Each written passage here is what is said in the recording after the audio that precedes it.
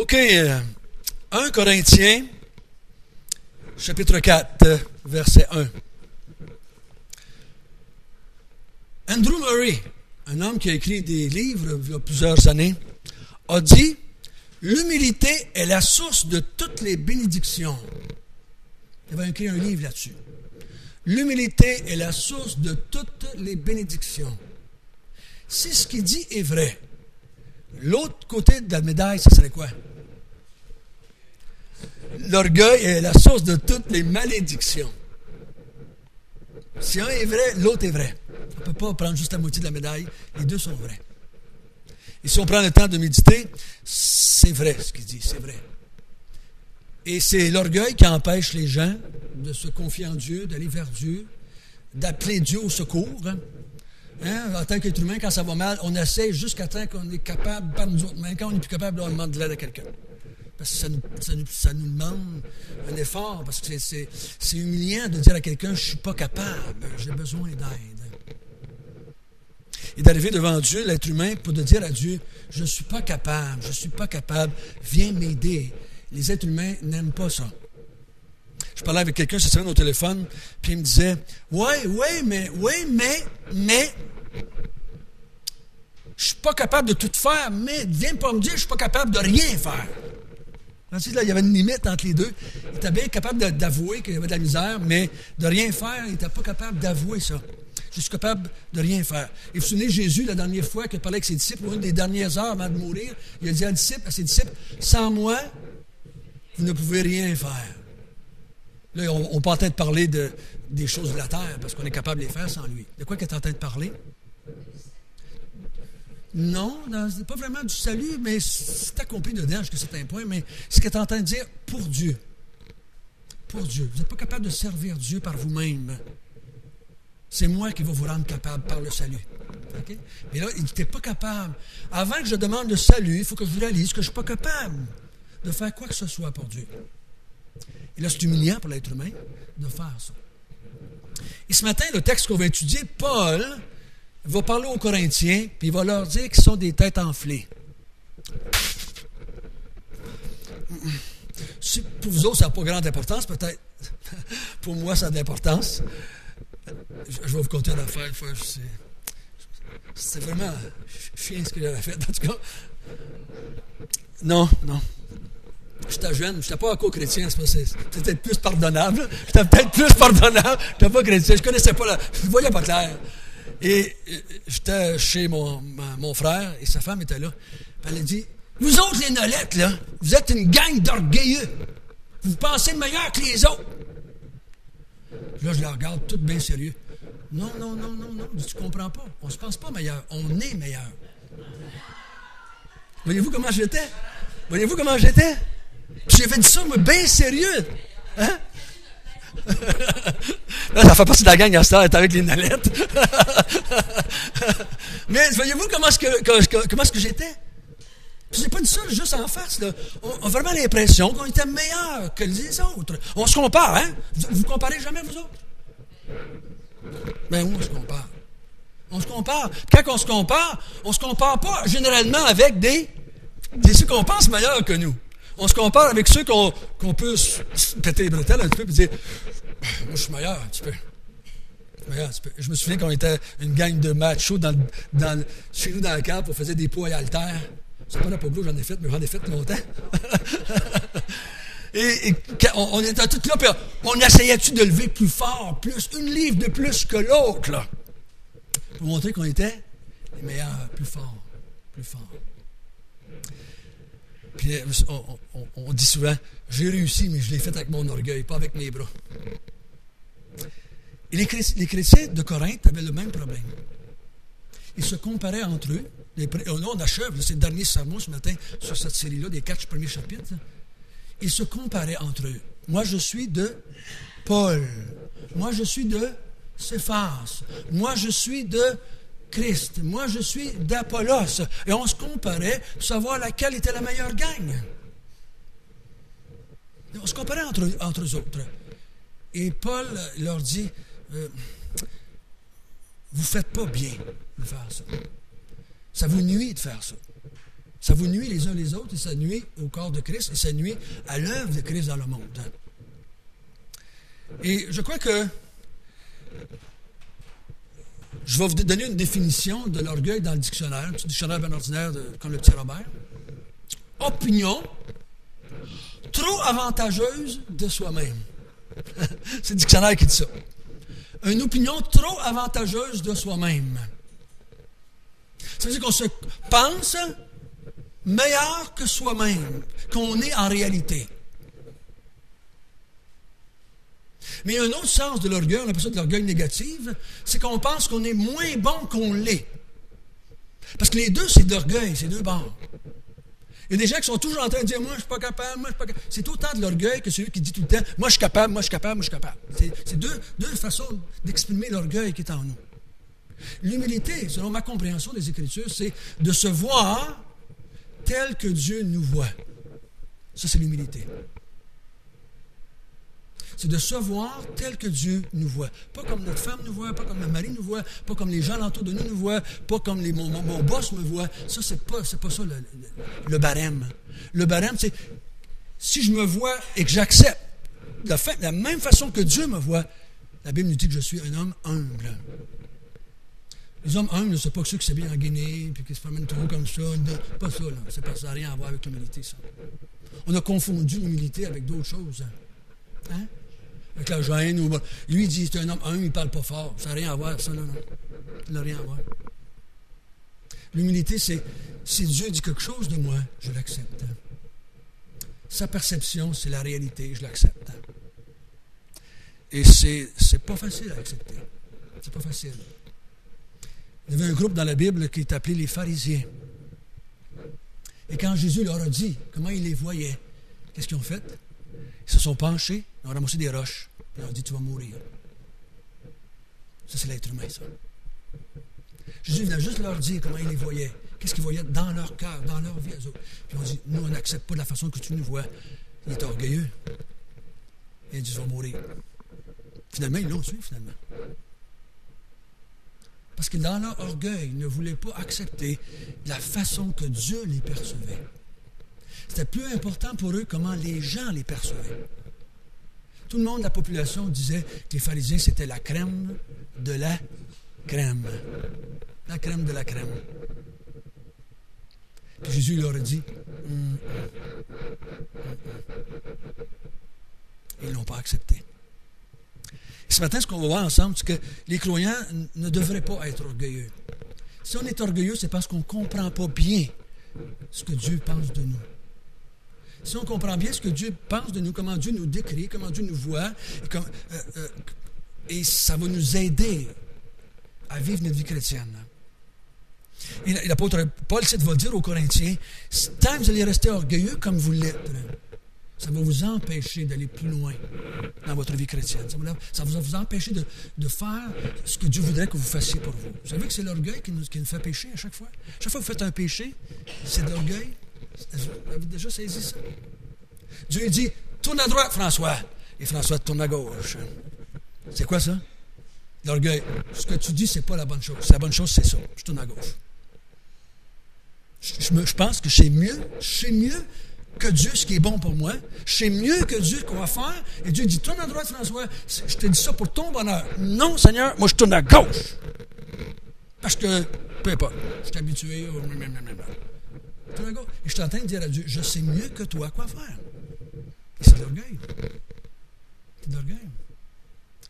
Fait que, il ne faudra pas que je vous demande ce matin, pensez-vous que vous êtes orgueilleux? Je pourrais vous demander la même chose. Êtes-vous pécheur? Vous allez tous dire oui, je suis certain. Mais c'est la même chose, ça veut dire la même affaire.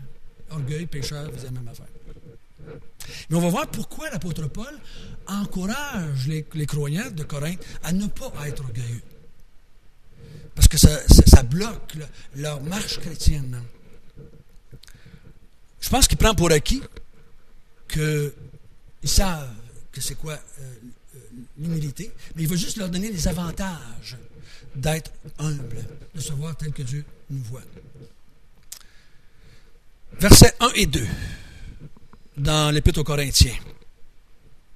Chapitre 4, versets 1 et 2. Quelqu'un veut le lire, versets 1 et 2?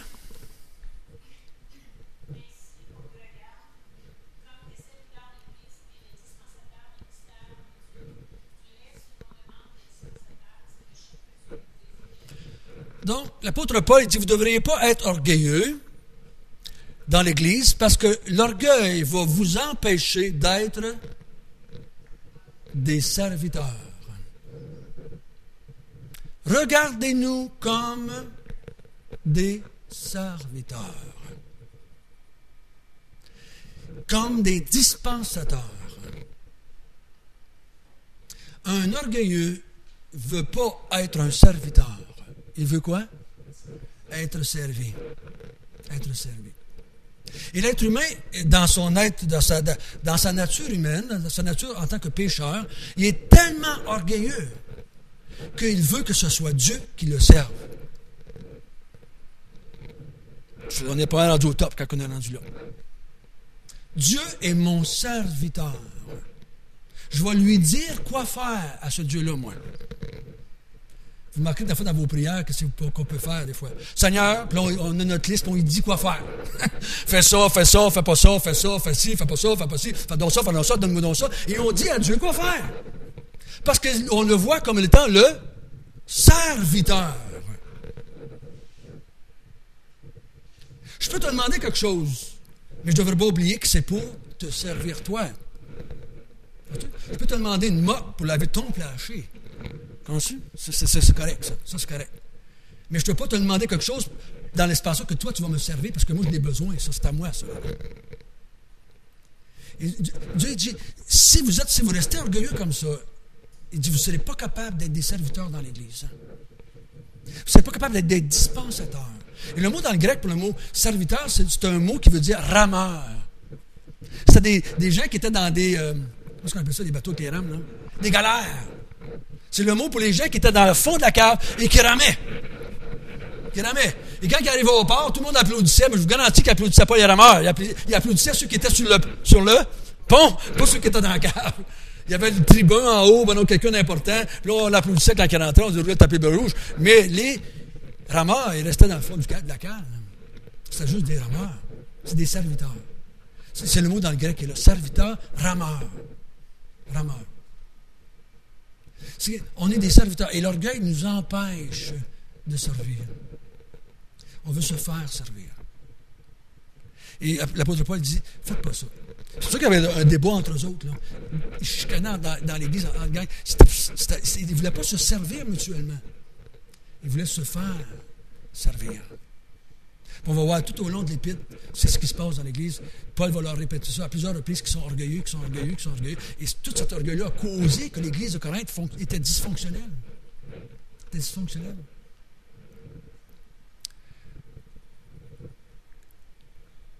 Il dit que vous devez être des dispensateurs. C'est quoi ça, un dispensateur? Qui donne? Oui.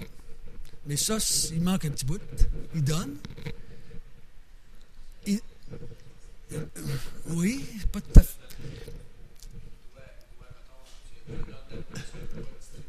Voilà. C'est juste une partie de la chaîne. Quelqu'un lui donne quelque chose pour le donner à un autre. Dans la langue originale, c'est une espèce de gérant, c'est un espèce de serviteur, mais comme le chef des serviteurs, qui reçoit de son maître de la nourriture, puis il va la donner aux autres. Fait que lui, il n'est rien dans le fond. Il est juste un entre-deux. Ceux qui reçoivent quelque chose du dispensateur doivent remercier celui qui a donné au dispensateur quelque chose pour leur donner aux autres. Mais l'orgueilleux, lui, il veut que ça vienne de lui. Je te donne quelque chose. Je te donne quelque chose. Mais nous, le croyant, il faut dire, Dieu te donne quelque chose à travers moi. C'est Dieu qui te donne ça à travers moi. C'est pas moi qui te donne ça. Je suis juste un dispensateur. Je suis juste un intermédiaire entre deux personnes. Administrateur. L'administrateur, il administre les biens de quelqu'un d'autre, tout simplement. Il n'en tire pas louange, c'est quelqu'un d'autre. C'est ça. Puis donc, l'orgueil nous empêche de servir. D'abord de servir Dieu, mais de servir aussi nos semblables. C'est pour ça qu'il dit, ne soyez pas orgueilleux dans vos relations les uns avec les autres.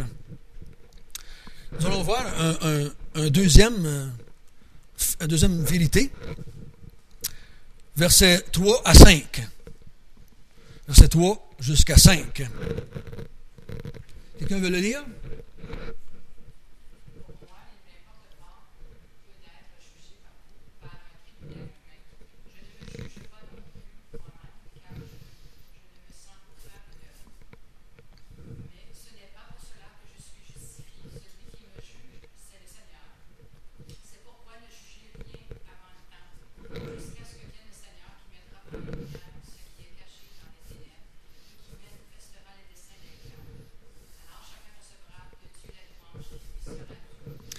Donc, ici, le mot qui revient à plusieurs reprises dans le texte, c'est le mot juger. Hein? Juger. Les orgueilleux, la Bible ici nous dit que ne recevront pas de louange de la part du Seigneur. Tu ne peux pas recevoir de la louange de la part de Dieu si tu agis en tant qu'orgueilleux. Tu ne peux pas. Dieu dit, ne juge pas, ne te juge pas, laisse-moi être le juge. Notre tendance, c'est on se juge mieux qu'on est. Paul dit, je ne me juge même pas moi-même parce que je ne vois rien de mal en moi. On a tendance à se juger mieux qu'on est. Et on a tendance à juger les autres pire qu'ils sont. C'est notre tendance humaine, ça, comme ça. On est comme ça de nature. Oh, hey, on était chez nous hier? 15-20 dans la maison. Je ne voudrais pas que vous entendiez tout ce qui a été dit, parce qu'on a jugé, on a condamné des gens, des gouvernements, des gens qui ne faisaient pas des bonnes choses. Puis on a ri de la voirie avec les trous à Montréal. Parce qu'on juge l'autre, puis l'autre est toujours pire que nous. On fait ça pour s'élever, pour se mettre sur un piédestal.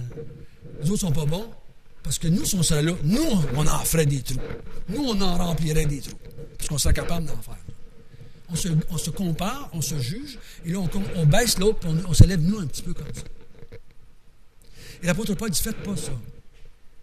Parce que si vous jugez, vous êtes sûr et certain que votre jugement n'est pas juste. Pas plus le mien. Vous n'êtes pas capable de juger justement. Pourquoi? Parce qu'on ne connaît pas tous les faits. On ne connaît pas tous les cœurs. Ce qu'il dit, c'est Dieu connaît le dessein des cœurs des gens. Dieu sait ce qui se passe dans la tête des gens. Dieu sait ce qui se passe même dans ton cœur, mieux que toi, tu le sais. Moi, je fais des choses, des fois, j'ai bien l'impression que je fais ça pour le Seigneur. C'est pas vrai.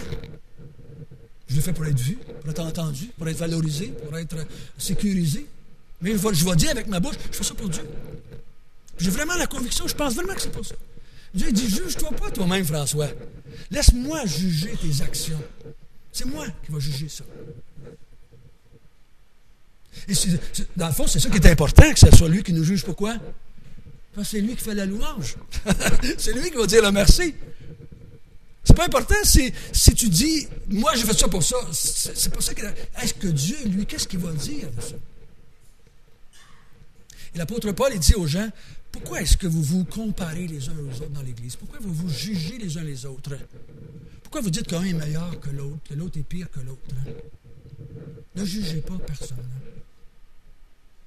Il y a juste un juge. Le juge, c'est Dieu. Il est parfait dans son jugement. Parce qu'il connaît tous les faits. Il connaît tous les faits. Toutes les pensées, toutes les intentions, il les connaît. Tu peux me voir faire un geste, tu peux dire, ah, es-tu gentil? C'est de la merde. À l'intérieur, des fois. Et des fois, tu peux dire, es-tu méchant? Ça peut être quelque chose de bien à l'intérieur. Parce que tu ne connais pas la pensée de mon cœur. Seulement Dieu le connaît. Mais vous êtes comme moi. On a de la misère. On a bien de la misère. Bien de la misère à laisser à Dieu sa job de juge. On a bien de la misère. Et c'est pour ça qu'on a tant de difficultés dans nos relations mutuelles les uns avec les autres. C'est parce qu'on juge, puis on condamne. Et on abaisse les gens. Et on s'élève, nous, à un degré tel, des fois, que les gens sont plus capables de nous sentir. Mais dans l'Église, il y avait ça. Mais l'apôtre Paul était en train de leur dire, réglez ça. Et si vous vivez dans l'humilité, Dieu va vous louer. Dieu va vous louer. C'est de qui qu'on veut avoir les louanges? Dans le fond, c'est de Dieu qu'on veut avoir la louange. La vie chrétienne, ça a commencé en s'humiliant. Qu'est-ce qu'on a dit? Seigneur, je ne suis pas capable de me sauver moi-même. Seigneur, je suis un pécheur. S'il vous plaît, sauve-moi. On s'est humilié. Sauve-moi. Et on devrait rester là. On devrait rester dans cet état-là. Seigneur, je ne suis pas capable. Je ne suis pas capable. Aide-moi. Seigneur, je ne suis pas capable de faire ci aujourd'hui. Je ne suis pas capable d'aimer ma femme. Je ne suis pas capable d'aimer mon mari. Je ne suis pas capable d'aimer mes enfants. Aide-moi, s'il vous plaît. Aide-moi. J'en suis pas capable. Tu me demandes d'aimer mon prochain. J'en suis pas capable. Aide-moi, Seigneur. Et si on fait ça, surtout qu'on fait quelque chose de bien, on devrait être porté à dire « Merci Seigneur de m'avoir aidé à faire ça. » Fait que là, on donne la louange à cette personne-là. Et lui, en retour, va nous donner la louange. Parce qu'on l'a loué, lui. Mais l'orgueil, on s'accapare la louange pour nous autres. Et Paul, il dit « Faites pas ça. Ça vous empêche d'avoir la louange qui va venir du Seigneur. » Le chrétien est reconnu. À travers l'histoire, quand vous lisez l'histoire de l'Église chrétienne, l'Église est reconnue comme étant un peuple de personnes qui est humble et loue le Seigneur. Ce matin, on s'est assis ensemble, on a parlé, on a pris un pain, on a pris du jus de raisin, puis on a fait quoi? On s'est humilié, puis on a élevé le Seigneur. On dit, Seigneur, toute la gloire te revient. C'est toi qui es mort pour nous autres. C'est toi qui nous as fait du bien. C'est toi qui t'es sacrifié. On a élevé quelqu'un d'autre. On s'est humilié. On s'est humilié. Puis je crois qu'il faut maintenir cette attitude d'humilité et dire, Seigneur, c'est toi. C'est toi qui fais toutes choses. Aide-moi à vivre pour toi dans ce sens-là. On va en voir un autre maintenant. Un troisième. Verset 7. Oh, pas ça. Verset 7. On n'a pas lu 6? Oh. On va lire 6. On va lire 6. Ah, je ne suis pas rendu à la bonne place, je change le chapitre, moi, là. OK. 6. Allez-y. Quelqu'un va lire 6 et 7.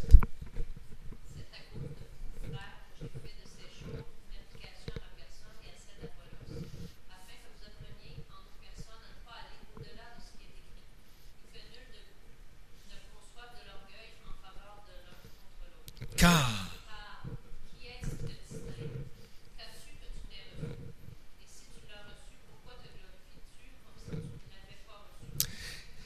ça, c'est la définition de l'humilité, une définition d'humilité. Il dit, si tu es orgueilleux, c'est parce que tu crois que tu n'as pas tout reçu ce que tu as. Si tu as tout reçu de la part de Dieu, il dit, pourquoi est-ce que tu t'en glorifies? Pourquoi est-ce que tu te glorifies de quelque chose que tu as reçu? Quelque chose que quelqu'un t'a donné? Parce qu'il dit, c'est pas toi qui l'as fait, c'est quelqu'un qui te l'a donné. Qu'est-ce qui vous distingue entre Apollos, Paul, Céphas et toute la gang? Qu'est-ce qui les distingue? Ces gens-là ont tous reçu de Dieu quelque chose, gratuitement, dans sa grâce, dans sa bonté. Aucun de ces trois-là méritait quoi que ce soit de Dieu. Dieu leur a donné. Donc pourquoi est-ce que vous comparez? Parce que vous n'avez rien, personne. Vous avez tout reçu. Ton intelligence, ton physique, ton matériel, ta maison, ton auto, tout ce que tu as, est-ce que tu l'as reçu? Ou si tu l'as gagné toi-même par tes capacités? C'est une bonne question, hein? Et l'apôtre Paul dit, qu'as-tu que tu n'as pas reçu? Et si tu l'as reçu, pourquoi est-ce que tu te glorifies? Pourquoi est-ce que tu te glorifies? Tu n'as pas de raison. Parce qu'en te glorifiant, tu es un menteur, parce que tu es en train de dire que c'est toi qui l'as fait quand c'est quelqu'un d'autre qui l'a fait. C'est vrai que je mettais des peintures sur mon mur, puis je commençais à dire aux gens que c'est moi qui ai fait les peintures, quand c'est pas moi qui les ai faites. C'est quelqu'un d'autre qui l'a fait. C'est le peintre qui l'a fait, c'est pas moi. Moi, je peux dire, un peintre m'a donné une peinture. Et gars, c'est bon. Je peux pas. Moi, j'ai juste mis après le mur. Juste dans tes petits clous. Des fois, elle penche. Mais ça, on ne peut pas. Dieu dit glorifie-toi pas toi-même. Glorifie-toi pas, parce que tu n'as rien en toi. Tout ce que tu as, tu l'as reçu de moi. Donc la gloire doit retourner vers Dieu et non pas vers les êtres humains. Donc dans l'Église, tout ce que tu fais, tout ce que je fais, c'est pas toi qui l'as fait, c'est quelqu'un d'autre qui l'a fait. Quelqu'un qui t'a donné quelque chose. C'est Dieu qui t'a donné quelque chose pour que tu le fasses pour les gens. Donc, on ne peut pas te glorifier toi, puis toi, tu ne peux pas me glorifier moi pour ça. Mais tu dois glorifier celui qui a tout donné à tout le monde, qui est notre Dieu.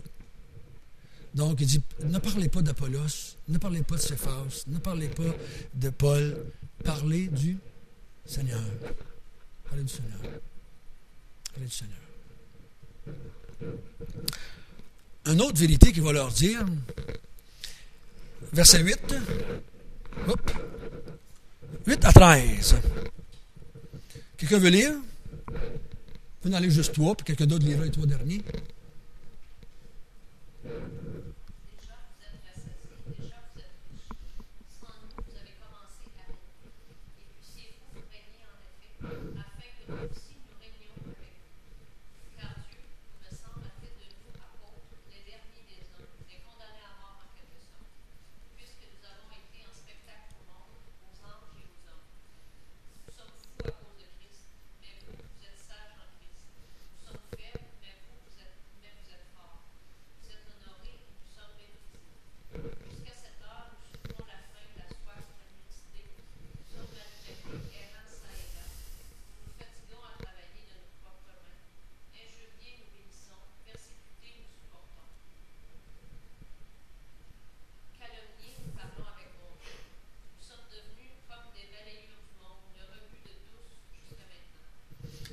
Quatorze, 15 aussi.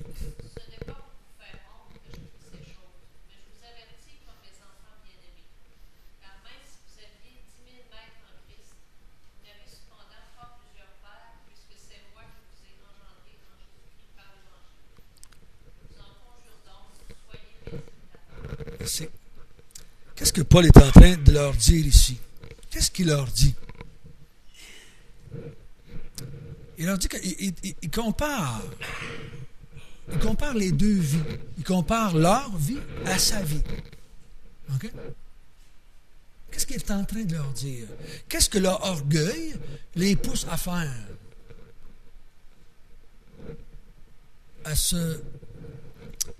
Il dit, vous autres, vous régnez, vous êtes forts, vous êtes capables, vous êtes spirituel. Puis Paul, lui, il dit, moi, je suis dans la misère, je suis dans la difficulté, j'ai été persécuté, j'ai été rejeté, j'ai été humilié. Puis là, il dit, j'écris pas ça pour vous faire honte, là. Qu'est-ce qu'il est en train de leur dire? Qu'est-ce qu'il veut? Qu'est-ce que Paul veut qu'ils comprennent quand il leur dit ça? L'orgueil va nous nuire pour accepter la réalité de la vie chrétienne. L'orgueil, on ne veut pas être rejeté par ce monde. On ne veut pas être rejeté par ce monde. On veut passer pour des forts, pour des gens qui ont du succès, pour des gens qui ont réussi dans la vie. On ne veut pas être considéré comme étant les moindres dans la société.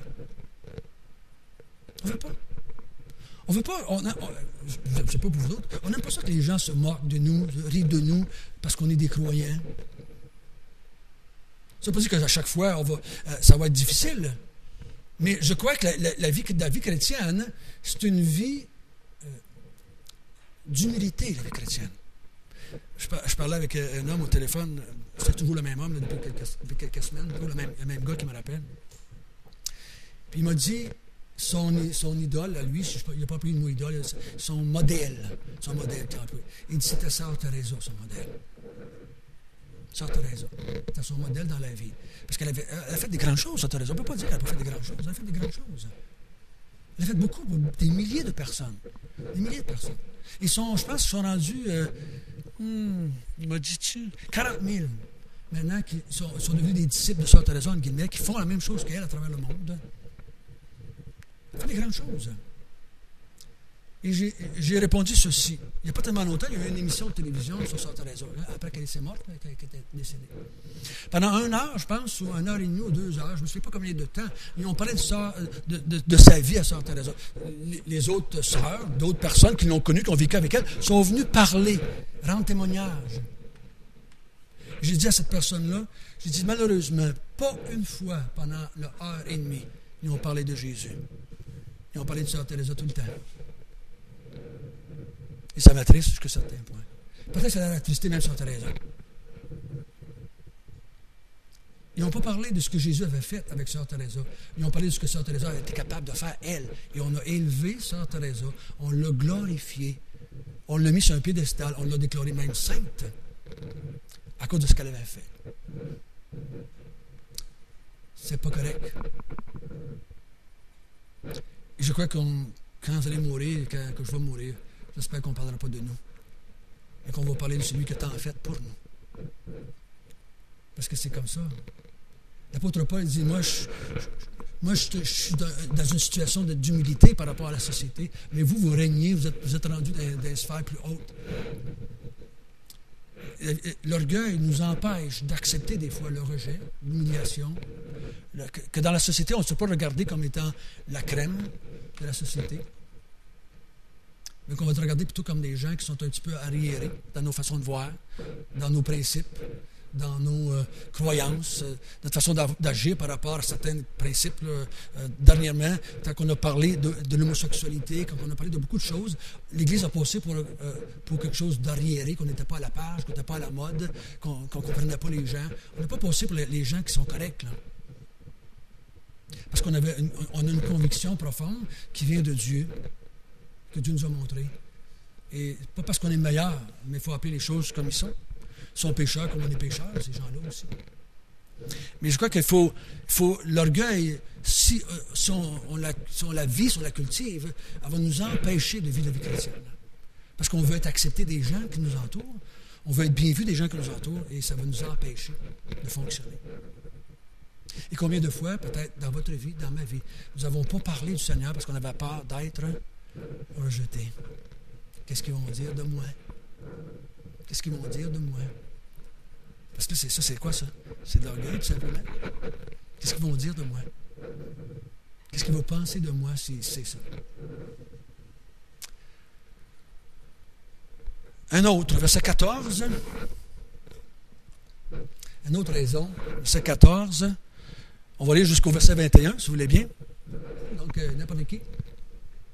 Non, pas 14, excusez. Non, je reviens à 14 parce que j'ai besoin du verset 14 aussi.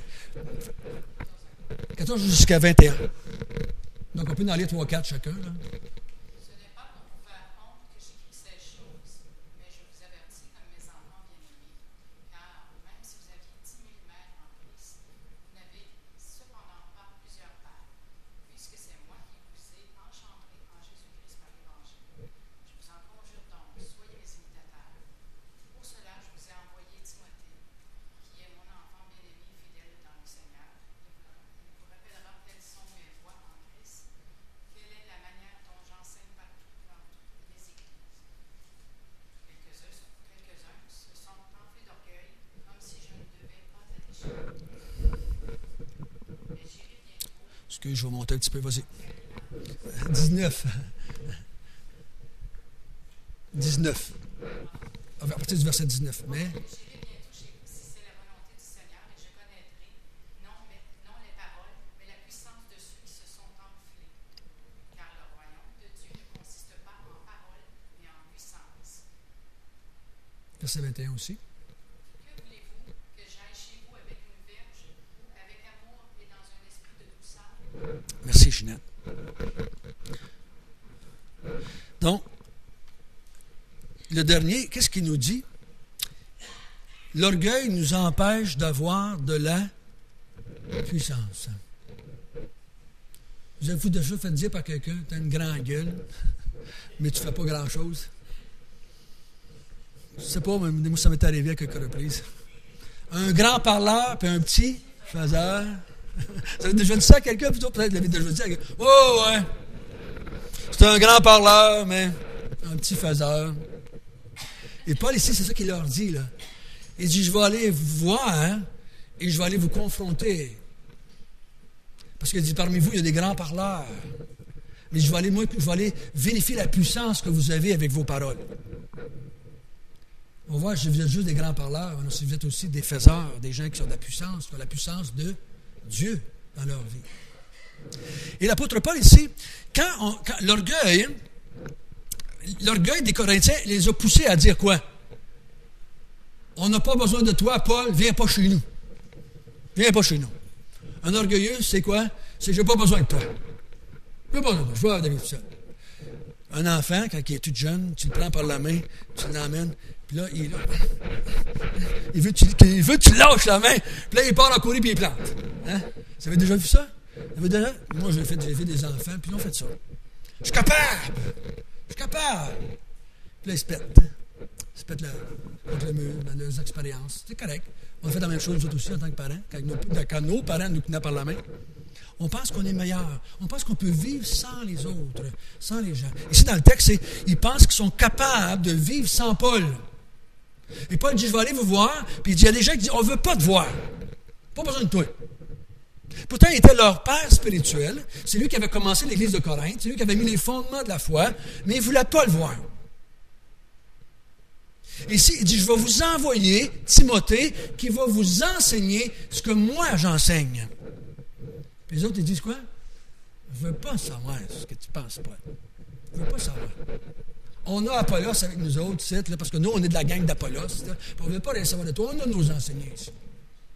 Je me souviens, il y avait un homme que j'ai connu dans une petite ville où on a resté. Il disait, je n'ai pas besoin de toi pour nous instruire. J'ai Dieu, j'ai le Saint-Esprit, je suis correct. Il ne voulait pas recevoir d'enseignement de personne. L'orgueil, tout simplement. L'orgueil, tout simplement. Je n'ai pas besoin. Et qu'est-ce que c'est que Paul est en train de leur dire? L'orgueilleux a bien de la misère avec les Écritures. L'orgueilleux a beaucoup de misère avec les Écritures. Parce que Paul ici représentait la parole de Dieu, en guillemets. C'était lui. Il faut vous mettre dans la tête, dans ce il n'y avait pas de Bible. La Bible n'était pas écrite, comme on l'a aujourd'hui. C'était les apôtres qui étaient des manuels vivants, des Bibles vivantes. Mais ici, il dit, je vais envoyer mon Timothée, qui est un dispensateur. Il va aller vous dispenser la parole de Dieu que je vais lui donner, que je lui ai donnée à travers les années. Il va vous dire ce que moi j'enseigne. Afin de rétablir, de mettre les choses à l'endroit. Parce que vous avez un paquet de petits conflits dans votre église. Il va vous aider à mettre ça dans le bon ordre. Je n'ai pas besoin de lui. Pas besoin de lui. Le chrétien a de la misère avec l'autorité. Je parlais avec quelqu'un cette semaine, puis j'ai dit, de par nature, dans ton tempérament, c'est pas cette semaine, ça se fait passer, dans ton tempérament, j'ai dit, tu es rebelle, tu es anarchique dans ton tempérament. Tu contestes toute autorité. J'ai dit, c'est-tu vrai? Il dit, ben oui, tout est comme ça. Tout est comme ça. L'orgueil pousse à contester l'autorité. Et automatiquement, en tant qu'être humain, on conteste aussi l'autorité de Dieu, qui est les Écritures. Dieu nous dit que c'est bien, nous on dit que c'est peut-être pas si mal que ça, ou c'est peut-être pas si bien que ça. On a de la misère à se soumettre aux Écritures. Il dit, si vous êtes humble, vous allez recevoir l'instruction facilement, qui vient de Dieu. Si vous êtes orgueilleux, ça va être dur pour vous de vous soumettre. L'orgueilleux, lui, ce qu'il se fait souvent, il va se résigner. Il va se résigner, il va le faire. Il faut bien. Il faut bien. Ça va? Oui, il faut bien. Quand tu dis il faut bien, c'est que tu es résigné. Tu n'es pas soumis, tu es juste résigné. Parce qu'il y a quelqu'un de plus fort que toi qui t'oblige à faire de quoi. Mais l'un, lui, se soumet parce qu'il sait que l'autre est plus sage, plus intelligent, plus brillant. Je parle de Dieu. Et là, on se soumet. Ça, c'est la pensée de Paul ici. Donc, une chose est claire dans ce chapitre-là, c'est que Paul dit, vous êtes mieux de fonctionner avec l'humilité qu'avec l'orgueil dans l'Église. Si vous enlevez votre orgueil, Vous n'avez plus de discussion entre vous pour savoir lequel qui est plus brillant, puis c'est quel qui est le meilleur professeur, puis c'est qui est le plus... C'est qui, on va voir tout à l'heure qu'il va parler des dons, chapitre 13, 12, 13, 14, il va parler des dons. Et les Corinthiens ont encore des problèmes d'orgueil. Ils veulent que leur don dans l'Église soit le prédominant, soit le plus vu, le plus... L'un dit, moi, je parle en langue, c'est moi le premier. L'autre dit, moi, je suis prophète, c'est moi le premier. L'autre dit, moi, je fais des miracles, c'est moi le premier. Ils vont commencer à se comparer avec leurs dons. Ils vont se mettre des valeurs personnelles avec ça. Et Paul a dit, ben non. L'humilité. L'humilité, c'est de se voir, comment? Comme Dieu nous voit. C'est la petite phrase qu'on doit retenir cette semaine. L'humilité, c'est de se voir comme Dieu nous voit. Comme Dieu nous voit. Et ainsi, nous allons marcher dans l'humilité avec Dieu, tout simplement. Et dans l'Église et à travers nos relations. Ça va être plus facile dans ce sens-là. Donc, que le Seigneur puisse nous aider à ne pas se comparer, ne pas se diviser entre nous dans l'Église. Et on vient de toutes des églises différentes. Hein? On vient de toutes des églises différentes ici. Là. Et on est des gens qui vivent dans d'autres églises, qui ont été sauvés dans d'autres églises. Et sans qu'on s'en aperçoive, on a tendance à comparer. Je me souviens une fois à Val-d'Or, quand j'étais nouveau pasteur, ça fait peut-être 1 an ou peut-être 2, j'arrivais à Victoriaville, puis quelqu'un qui me dit « François, t'es plus à Victo ici, t'es à Val-d'Or! » Et où? J'étais accroché à Victoriaville. Qu'à Victoriaville, on ne faisait pas comme ça. Puis à Victoriaville, on faisait ça. Non, t'es pas à Victo, là, tu es à Val-d'Or. Donc, c'est de ne pas se comparer, de ne pas vouloir faire, mais de dire, dans l'humilité, on fonctionne, hein, les uns avec les autres. Hein. Que le Seigneur puisse nous aider. Et nous allons terminer dans la prière, si vous voulez bien. Notre Père du ciel, tu as attendu qu'on s'humilie avant qu'on soit sauvé. Il faut qu'on s'abaisse devant toi et qu'on avoue notre état de pécheur, qu'on avoue qu'on était incapable sans toi, qu'on avoue qu'on n'était pas capable de te plaire, de t'obéir sans que tu fasses quelque chose. Et dans ta grâce, tu nous as régénérés, dans ta grâce, tu nous as fait naître de nouveau, dans ta grâce, tu nous as sauvés, dans ta grâce, tu as mis ton Esprit Saint en nous, afin qu'on puisse vivre dans l'humilité, afin qu'on puisse vivre comme des dispensateurs, comme des serviteurs de toi, premièrement, et des uns des autres. Tu nous as donné cet Esprit Saint afin qu'on puisse comprendre les Écritures et qu'on puisse te servir, te faire connaître. Ta parole nous dit dans Matthieu chapitre 5, « Heureux les humbles, car le royaume de Dieu est à eux. » Aide-nous, Seigneur, à vivre dans l'humilité, dans chacun de nos jours, dans nos journées, dans nos vies, dans tout ce que nous faisons, qu'on puisse s'arrêter de penser qu'est-ce que tu veux, qu'est-ce que tu attends de nous, qu'est-ce que tu voudrais qu'on fasse. Aide-nous à nous soumettre et non pas à se résigner devant ce que tu fais. Parce que c'est ainsi, en étant humble, que nous allons pouvoir te servir. Et nous avons, ce matin, que cette étude a parlé à chacun de nous. Nous avons de la difficulté encore avec ça. Et nous allons avoir de la difficulté toute notre vie. Mais Seigneur, rappelle-le-nous. Que ton esprit puisse nous montrer. François, c'est d'orgueil ce que tu fais là. Et qu'on puisse l'avouer, Seigneur, qu'on puisse le reconnaître, qu'on puisse te prier afin de vivre dans l'humilité et non dans l'orgueil. Notre chair, que la parole l'appelle la chair, nous pousse à l'orgueil. Mais ce que tu as régénéré en nous, cet Esprit Saint que tu as mis en nous, nous pousse vers l'humilité. Donc il y a un combat en nous. Mais par la foi, nous croyons que c'est l'humilité que tu as mis en nous au jour de notre salut qui va gagner finalement. C'est cette humilité-là que tu as mis en nous qui va finir par dire « C'est toi qui m'as sauvé, c'est toi qui m'as régénéré, c'est toi qui m'as tout donné. » Et on te remercie, Seigneur, que tu nous as donné cette capacité-là. C'est toi qui as fait un miracle en nous, et non pas nous-mêmes. Nous te prions au nom du Seigneur Jésus. Amen.